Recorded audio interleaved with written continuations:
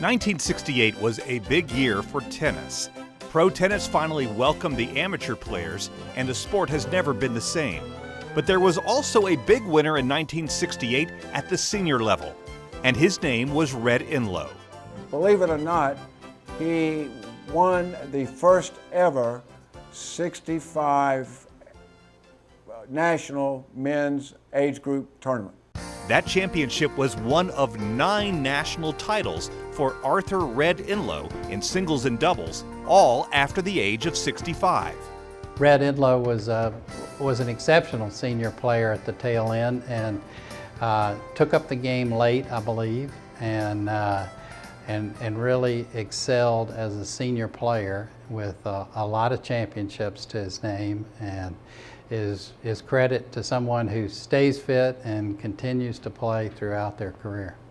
Red was the type that even if he wasn't feeling good, he would still come out and play. He felt like if he ever had to lay off for 3 or 4 weeks because of an injury or an illness, that he might have problems getting back onto his game. So he would play through times where the rest of us might take a couple of days off.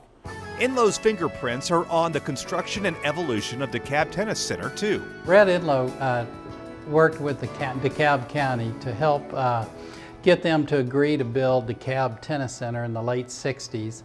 And that facility is still with us today and has been a terrific asset on the tennis scene. But down at Bitsy Grant Tennis Center, he checked his tennis ego at the door.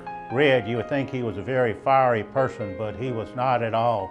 He was a complete gentleman on the court.